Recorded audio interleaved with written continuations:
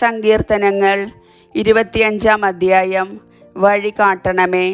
കർത്താവേ, എൻ്റെ ആത്മാവിനെ അങ്ങയുടെ സന്നിധിയിലേക്ക് ഞാൻ ഉയർത്തുന്നു. ദൈവമേ, അങ്ങയിൽ ഞാൻ ആശ്രയിക്കുന്നു. ഞാൻ ഒരിക്കലും ലജ്ജിതനാകാതിരിക്കട്ടെ. ശത്രുക്കൾ എൻ്റെ മേൽ വിജയം ആഘോഷിക്കാതിരിക്കട്ടെ. അങ്ങയെ കാത്തിരിക്കുന്ന ഒരുവനും ഭഗ്നാശനാകാതിരിക്കട്ടെ.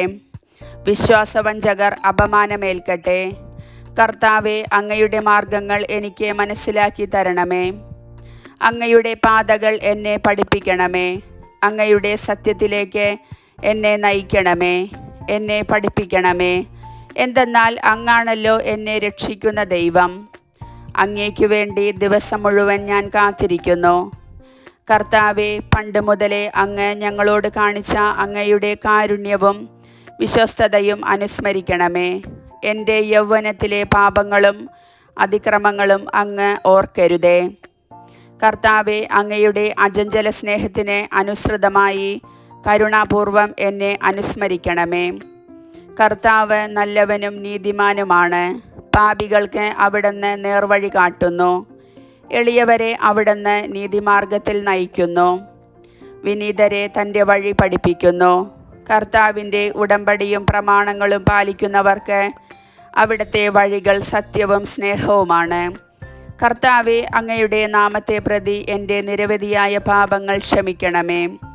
കർത്താവിനെ ഭയപ്പെടുന്നവനാരോ അവൻ തിരഞ്ഞെടുക്കേണ്ട വഴി അവിടുന്ന് കാണിച്ചു കൊടുക്കും. അവൻ ഐശ്വര്യത്തിൽ കഴിയും. അവൻ്റെ മക്കൾ ദേശം അവകാശമാക്കും.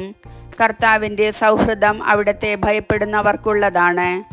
അവിടുന്ന് തൻ്റെ ഉടമ്പടി അവരെ അറിയിക്കും. എൻ്റെ കണ്ണുകൾ സദാ കർത്താവിങ്കലേക്ക് തിരിഞ്ഞിരിക്കുന്നു. അവിടുന്ന് എൻ്റെ പാദങ്ങളെ വലയിൽ നിന്ന് വിടുവിക്കും. ദയ തോന്നി എന്നെ കടാക്ഷിക്കണമേ. ഞാൻ ഏകാകിയും പീഡിതനുമാണ്. എൻ്റെ ഹൃദയവ്യതകൾ ശമിപ്പിക്കണമേ. മനക്ലേശത്തിൽ നിന്ന് എന്നെ മോചിപ്പിക്കണമേ. എൻ്റെ പീഡകളും ക്ലേശങ്ങളും ഓർത്ത് എൻ്റെ പാപങ്ങൾ പൊറുക്കണമേ.